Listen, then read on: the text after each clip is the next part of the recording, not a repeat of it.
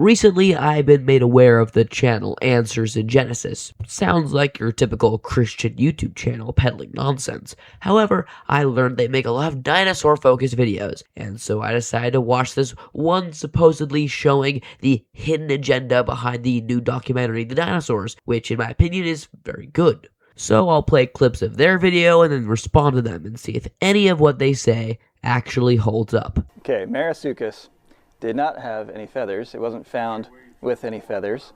The fossils didn't have feathers, they didn't have filaments.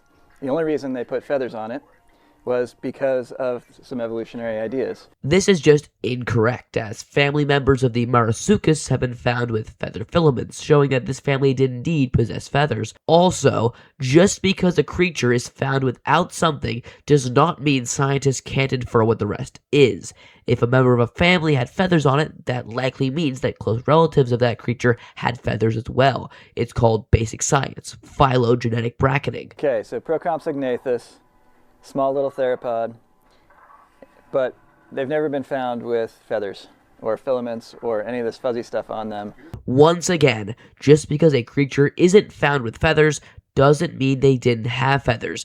Because of, again, phylogenetic bracketing, we can tell that Procompsognathus most likely had feathers. Also, it is very likely that many small dinosaurs had feathers to insulate their heat and keep them warm. And notice how inconsistent it is. Some of these dinosaurs have scales, which we do find on dinosaurs, and some of them they put feathers on just because of the evolutionary ideas. Oh my god, he's comparing Procompsognathus having feathers and then saying why aren't there feathers then on Plateosaurus, which could weigh up to 4.5 tons. Obviously, a creature like Plateosaurus wouldn't have had feathers because once you reach a certain body size, insulating feathers might overheat and kill you. Once again, he is being very idiotic with his thinking. A lot of these dinosaurs were reconstructed with smooth, scaly skin. You can see he's got some little spines on his back, but not big ones. A lot of reptiles today have big spines and osteoderms and things like that, and so they may have looked even more dragon-like than we expect. He is literally comparing the dermal armor of a spiny lizard to how dinosaurs looked. Dinosaurs are not lizards, and so you cannot accurately compare the two together. Also, many dinosaurs probably would have smooth, scaly skin, or covered with feathers. Some, like ankylosaurids, would have bony dermal armor, but for the most part, we would have seen smooth dinosaurs. I don't know the fascination with scaly, dragon-like dinosaurs, but it is definitely not accurate. Again, another dinosaur without feathers, so they've received criticism for that. How do they decide when a dinosaur had feathers or not? All of these dinosaurs weren't found with feathers. Some of them were found with filaments, but none have been found on Dilophosaurus. Scientists can decide or educated guess on which dinosaurs had feathers based on the size of the animal, ecosystem, and just the need for them. During the early Jurassic, the Earth was just coming off of one of its worst mass extinction events ever, which saw one of the highest global temperatures of all time. Now, there actually have been dinosaur impressions with possible feathers on them that have been hypothesized to be Dilophosaurus. We do not know to what extent, but it is likely they would have had feathers as well. This also debunks his next claim. Maybe if you Googled for 2 minutes, you could see how stupid you sounded. I like their reconstruction of Allosaurus. He's got the nice rows of osteoderms down his back. We haven't found evidence of those, but a lot of dinosaurs had things like that. What are you talking about? 1 minute, he's hating on feathers because of no evidence, yet he loves the very crocodilian look of Allosaurus. Also, this is easily one of the worst Allosaurus reconstructions ever, as it is way, way too scaly and crocodilian, as Allosaurus would have had much smoother skin instead of all these osteoderms. I don't know why he loves the design so much, as it might be the worst in the show. Got the nice big brow horn over its eyes. No, Allosaurus also did not have the crest, which he calls a brow horn for some reason, over its eyes. The crest would have been placed just in front of the eye. Once again, just Google it. So dinosaurs in cold weather is something that I've been seeing more and more in films like this. And it's something that has some basis in science, but again, these temperature fluctuations in these rock layers would have been caused mainly by the flood. What are you talking about? He thinks that a global flood is why the different rock layers get their different temperatures from the flood. This makes absolutely no sense. Not only would the flood have to have created so many rock layers that look and are dated so old that it effectively passed from being millions of years old, it just makes no sense. The flood is one of the most dunked on and outdated and just flat out false lies still peddled by some of these creationists, and it's just so bad and so wrong. In his mind, all dinosaurs lived at the same time because they were all killed by the flood. Why don't we have, then, Allosaurus fossils found with bite marks from T-Rex if they lived at the same time and place? There are no fossils of this because these creatures lived tens of millions of years apart. The fact that in this day and age, with all of the modern technology and studies at our disposal, people still believe in this religious flood. It has both been proven wrong and can be so easily proven wrong that a 14-year-old on YouTube can debunk it in just a couple of minutes. So Eutyrannus, he's a tyrannosaurid, and he was found with evidence of filaments preserved in the fossil rocks, but they're very poorly preserved, only in a few places on the body. And filaments aren't feathers. Monofilaments, they're not branching structures like we find feathers. So saying that he had feathers is an exaggeration at the least. Now, he's trying to say that the feather filaments found on Eutyrannus aren't feathers, and he believes that Eutyrannus would have been scaly. This makes no sense on multiple levels, one being that the climate in which Eutyrannus lived was very cold, which would have made insulating feathers a bonus, as well as they literally have direct fossil evidence for feathers. We see feather filaments around the body of Eutyrannus, meaning that it was most likely covered in a downy coat of feathers to keep warm. Saying that it's a stretch for Eutyrannus to have feathers is mind-bogglingly stupid. There's no evidence for camouflage on any of these feathers. And so this whole scene is just a stretch and doesn't fit with the science. What kind of meth is this dude on? The narrator, Morgan Freeman, never says that it could camouflage, but most likely the feathers of Eutyrannus would have blended into its surroundings. You know, like basically every predator in the world today. Lions, tigers, sharks, wolves, and many others all blend into their environments to kill prey. This dude is on something different. The biggest thing that struck me about this show is how many times it says millions of years. Millions and millions of years, and they have this ticker on the screen. It's said so many times that if they'd said that about anything else in the show, it would have been like, why are they saying this so much? But they repeat it over and over and over again. It really sounds a lot like indoctrination to me. I don't know, maybe because there was millions and millions of years in between these segments. Dinosaurs lived, or I should say non-avian dinosaurs lived, for around 160 million years. So it's very natural to say millions of years a lot. He is a young Earth creationist, and he believes that the Earth was created around, 4,000, 6,000 years ago. This is laughable, as basically every mountain range, every fossil, every ocean disproves this theory. It's also not indoctrination to help kids understand just how long it was that the dinosaurs ruled the Earth. We know you love telling your fantasy stories about miracles and healings, and while that's okay in its own right, don't try to make it sound like scientists are the indoctrinating ones by telling the audience facts and real events that took place. One of the things the show mentions a lot is Triassic, Jurassic, Cretaceous, and those are labels for different rock layers, different sections of the fossil record. But every time you hear it, they're talking about different time periods. But in a creationist worldview, it's not interpreted that way. These were all laid down as part of Noah's flood, and so these would be different rock layers laid down across 1 year of time. This is both laughable and impossible, as you can't have so many rock layers show up in the span of 1 year. If there was a flood, why do all T-Rexes and Triceratops and Edmontosauruses all appear in the same formation? Wouldn't it have been that we would find fossils of T-Rex in the Jurassic, or say Brachiosaurus in the Triassic? This is just stupid. Why would all of these perfect formations and dinosaur quarries exist if all these animals got thrown around in a global flood? Evolutionists throw this term evolve around. Sometimes they mean biological evolution, sometimes they mean geological evolution, sometimes they mean cosmic evolution, and they're really sloppy with how they use this word evolve. But again, it's that indoctrination, using that word over and over again, evolve, evolve, evolve, just like millions of years, because it's their education tactic that they're trying to do. This has to be satire. There's no way. If you literally search up the meaning of evolve, it just means to develop gradually. Geological formations, animals, all this stuff develops gradually over time. It's just a word that means to develop. And guess what?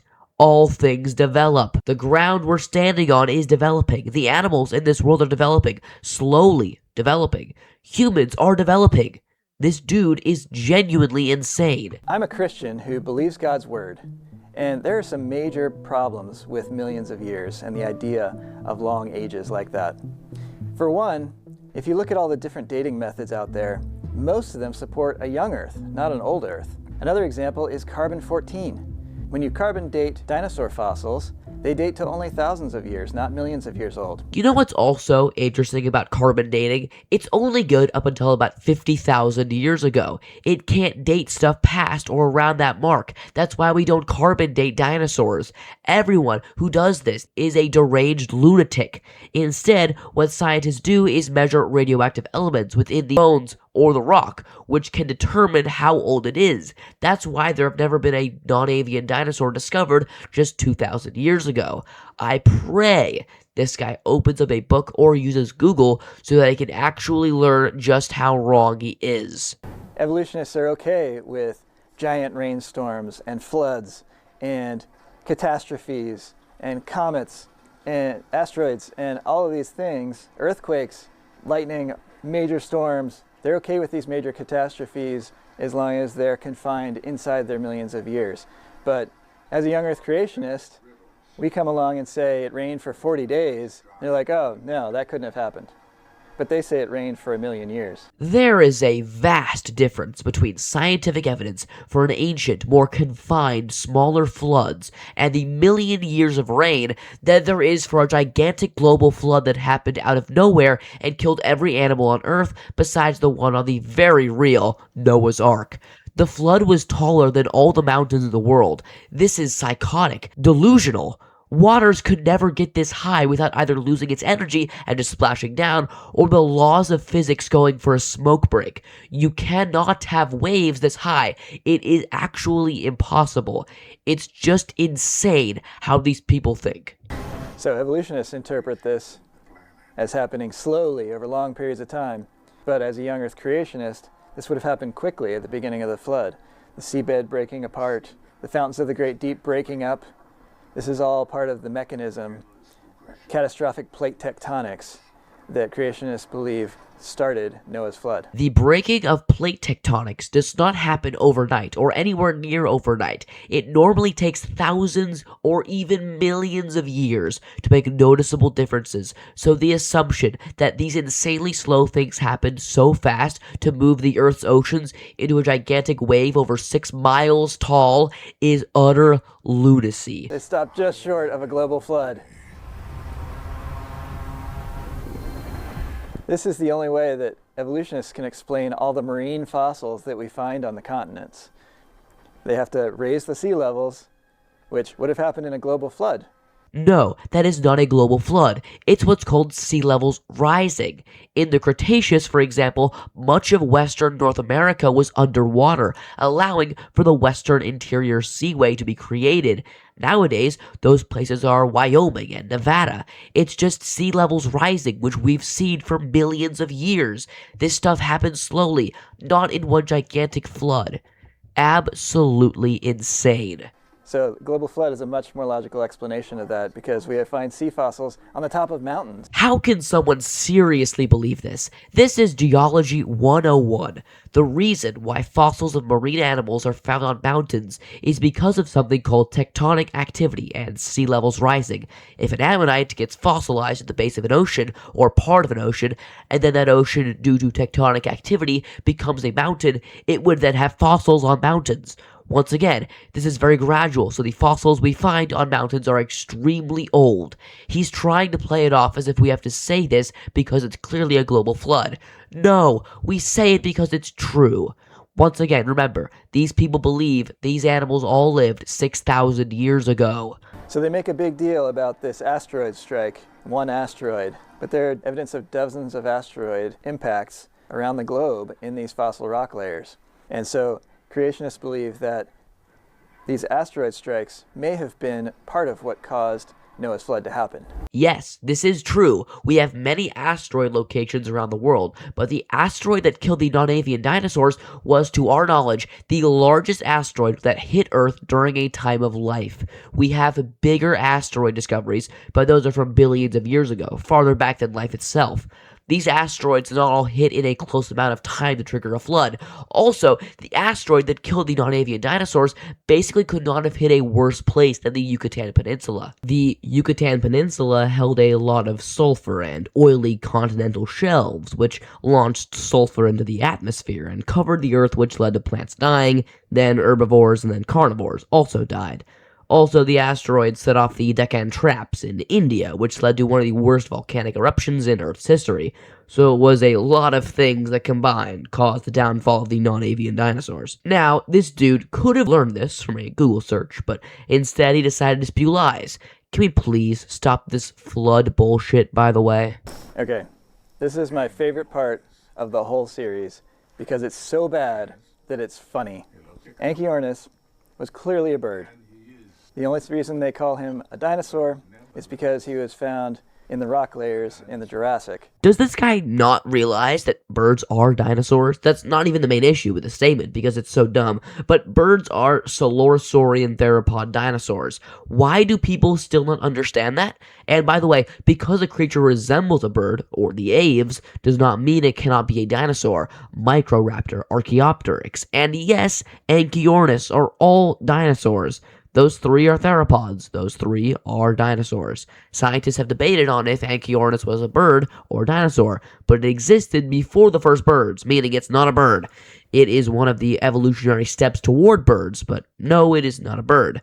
Dinosaurs with wings does not equal bird.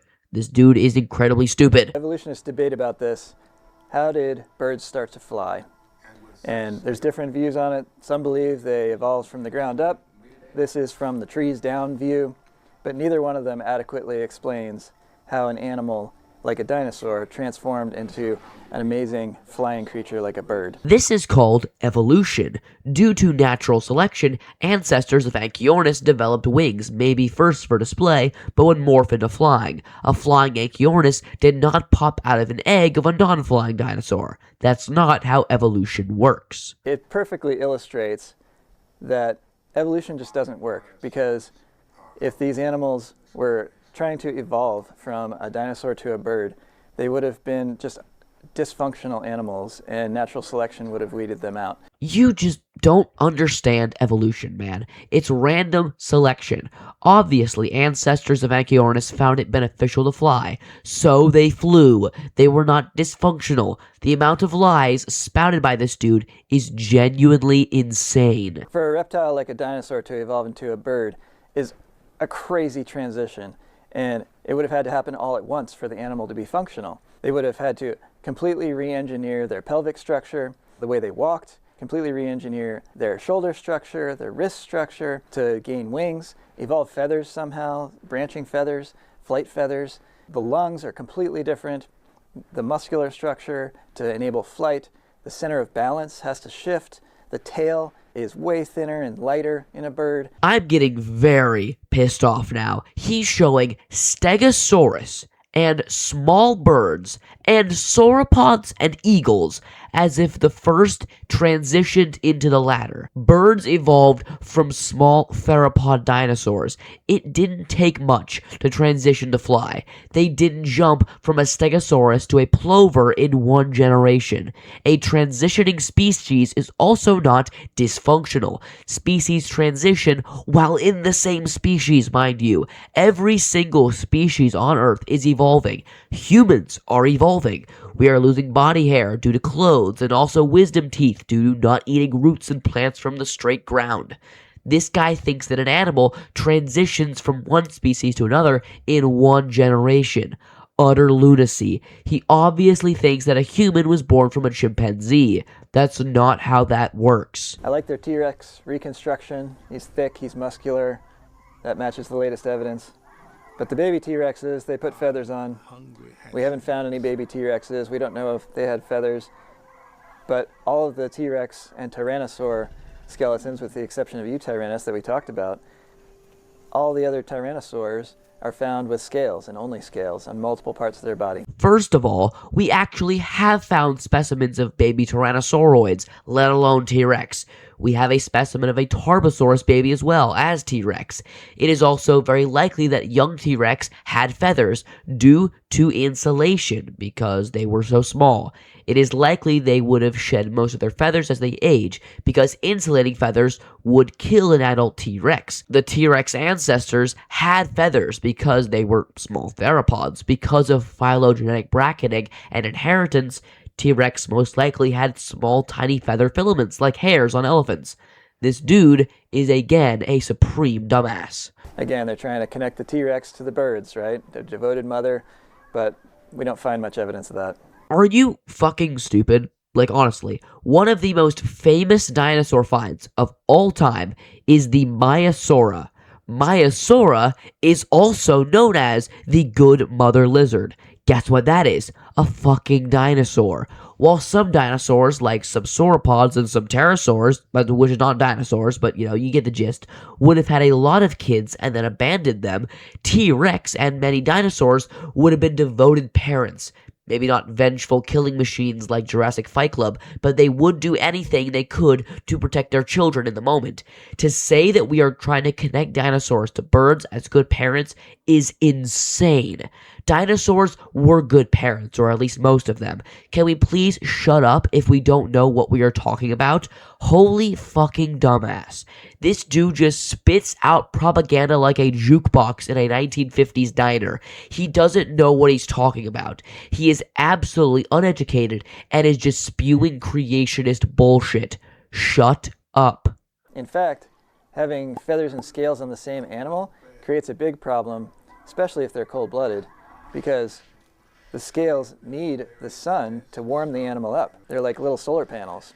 But if you put feathers over top of them, the animal will freeze. Dinosaurs were not cold-blooded, you fucking imbecile. Dinosaurs were warm-blooded. Guys, I'm gonna go off script to rant. What the fuck are you talking about? This guy pisses me the fuck off. Shut up. Just genuinely shut up. Dinosaurs are so very, very, very clearly warm-blooded animals. These aren't the slow, lumbering swamp monsters from the 1950s. Since the 70s, we've known dinosaurs were warm-blooded. To say that T-Rex and dinosaurs were cold-blooded is insane. So the biggest storyline throughout this whole series, other than millions of years, was birds are dinosaurs. And they just hit that over and over and over again, showing the connection. Because naturally, when you see reptiles and birds, you know that they're not the same thing. But they're trying to blur those lines. The anatomies are very different between dinosaurs and birds, but they keep trying to blur those lines in any way they can, and this is another way they can do that. Shut up. Genuinely, shut up. Birds are reptiles. As much as they don't look alike, birds are reptiles. Can we actually bring back common sense? This dude is so stupid. Birds are dinosaurs. Birds are Coelurosaurian theropod dinosaurs that evolved from dinosaurs. To say that birds are not dinosaurs and that this is somehow evolutionist propaganda is fucking lunacy and tries to discredit the hard work of the men and women who have dedicated their lives to these incredible animals. For a random dude at a creationist museum to say that all of these paleontologists are wrong and indoctrinating the youth is fucking unbelievable. I don't attack or belittle anyone's religion because that is wrong. But to see people like this spew utter falsehoods and then claim the other side is indoctrinating and manipulating the youth is something I cannot stand. If you ever come across one of these videos, make sure to give it a quick dislike because these people are pieces of shit that try to discredit and belittle the hard decades of work done by the brilliant men and women in the field. It's insane to see that people like this still exist in our world today, and I am deeply disappointed to see so many people fall for utter garbage like this. Don't forget to like and subscribe and hit the bell button, but I'll see you guys next time. And as a good friend once said, bye-bye.